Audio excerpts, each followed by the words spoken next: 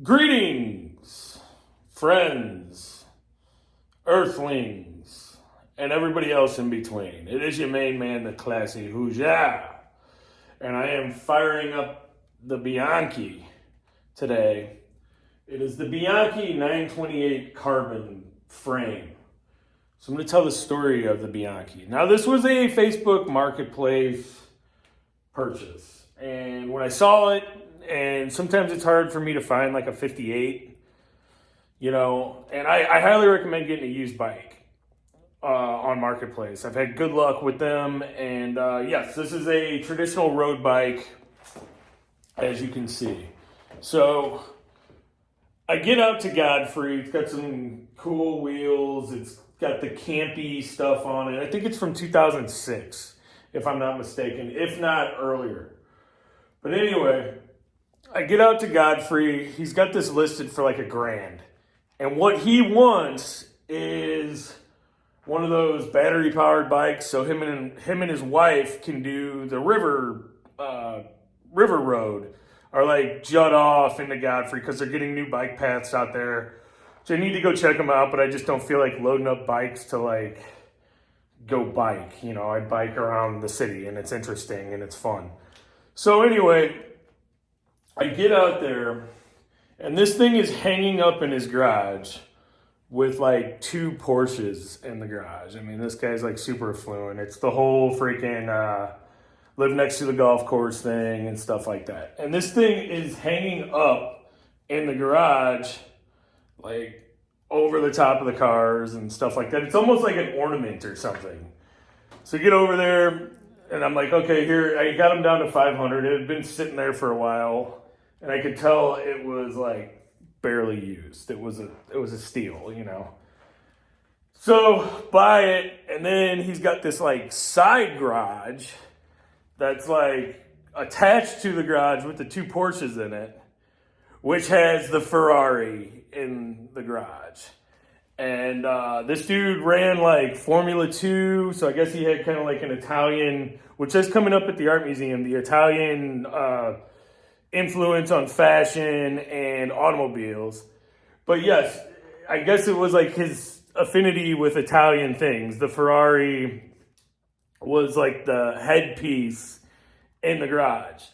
So this guy ran Formula 2, which is, I guess, the step down, or I wouldn't call something like that a step down from Formula 1, and did that for a big percentage of his life.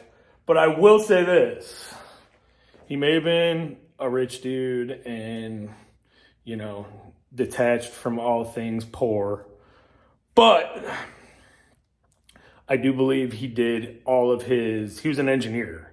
He did all of his work on his Ferrari. And the freaking garage, you could eat off the floor. It was a whole thing out there in Godfrey, Illinois.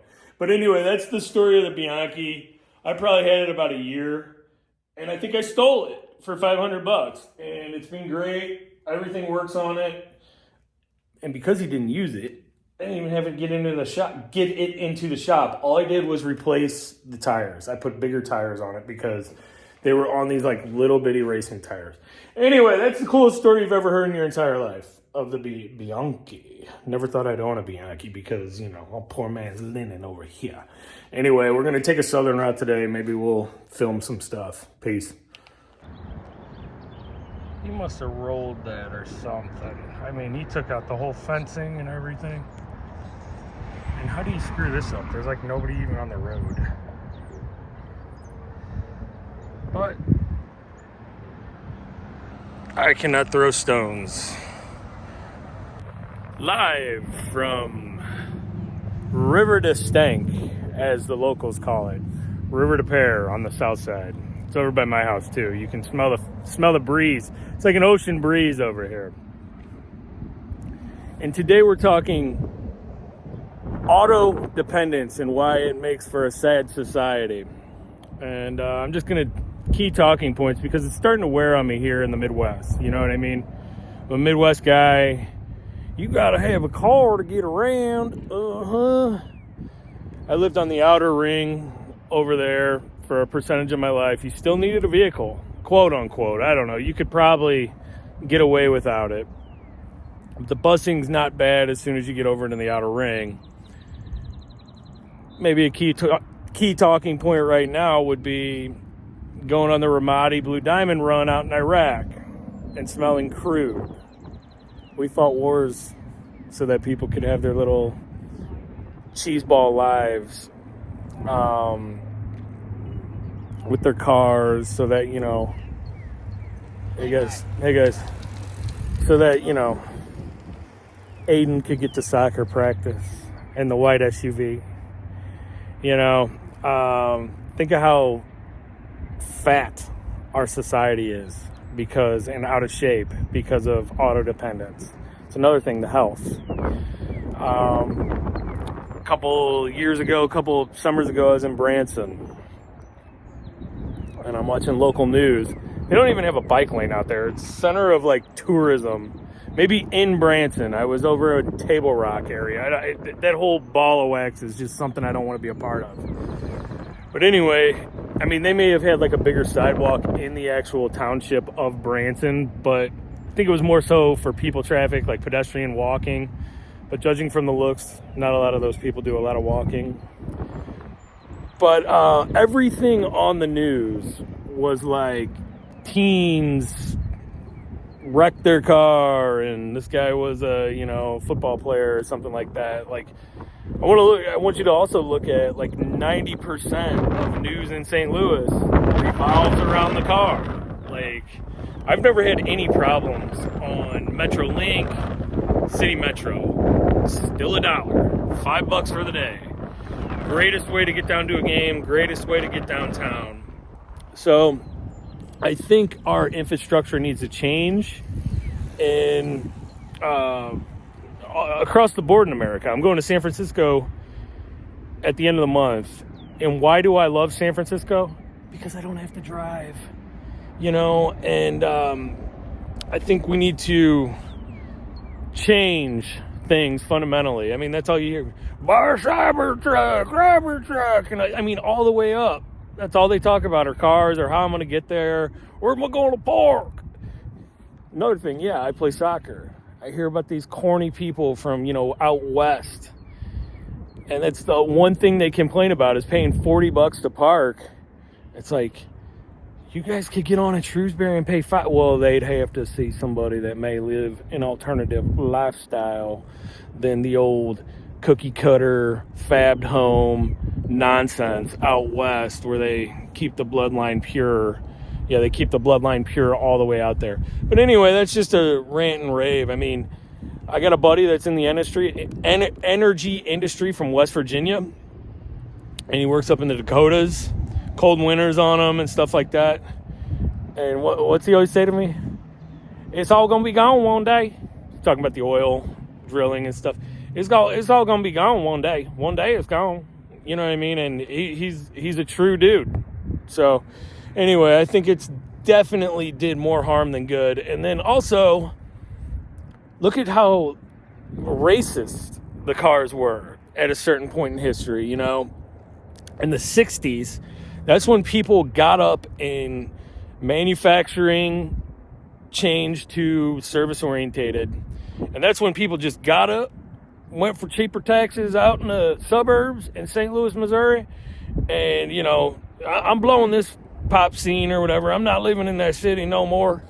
Well, back then, I even believe, like, loaning practices for vehicles was non-existent for African Americans. So when everybody needed that car and that white picket fence out in the suburbs, the African American community in the city of St. Louis was further caged off. So what do we got? We got health issues from auto dependence, to include wrecks, obesity, everything else. Mental health is lonely. You could be lonely being on a car all your life. Racism. Yeah, I mean, those are like two big ones that I can think of. Money, like I'd give $40,000 back to have a better. I'm just market rate. 40 grand back to have a nice freaking train system. Here, take my money. So anyway, look at all the headaches you have due to automobiles. And yeah, go take a trip on a plane and go see the world. I get that. I digest that. Do your thing. But I think definitely automobile dependence has caused more harm than good. And that's my 2 cents. And I've been sitting on this. And I know a lot of my footage requires me to go in a car and stuff like that. But so what? Who cares? I think we'd be better off without them. Anyway, peace. Neanderthals. What? And to drive this home, how has automobile dependence personally affected me, aside from financial stuff like that, which just goes along with it?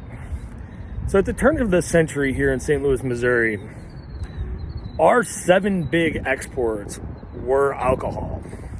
You mix that with Catholicism. This is before everybody left the city and got their big car, their wonder invention, their hover-round. So I was a part, probably generationally, of people from Limay that moved just outside of the city, and old Irish Catholic. There's Lithuanian in there. My great-grandfather from Lithuania worked at AB. We are steeped in alcoholism here in the city of St. Louis. It goes hand in hand.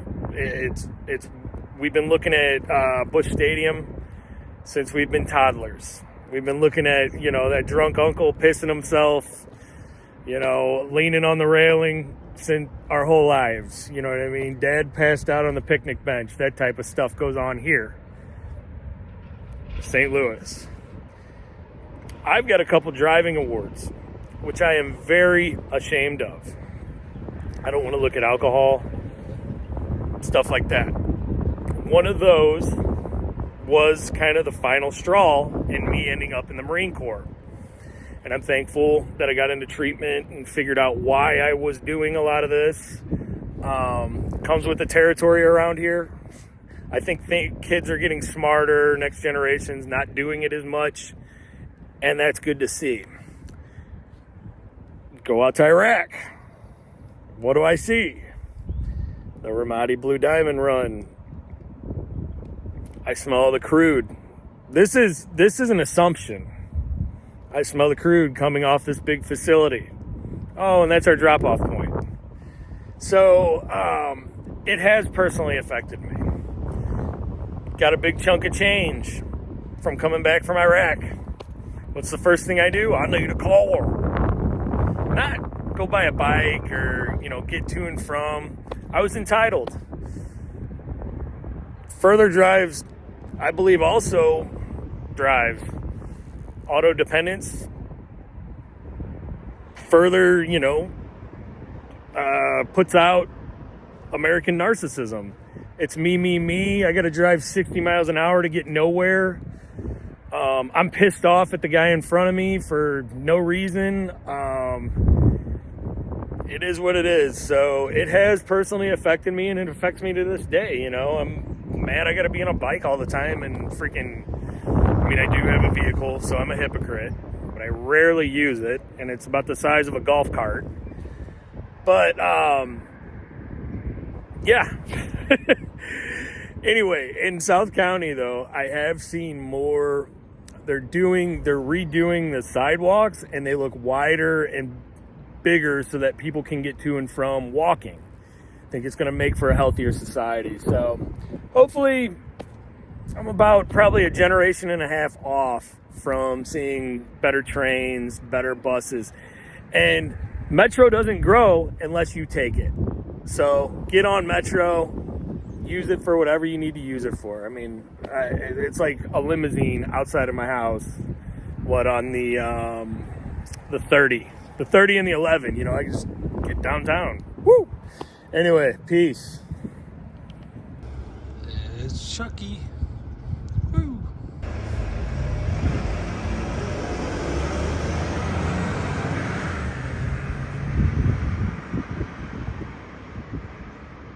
Shoeless Wook Jackson. And then And there's that. Canceled.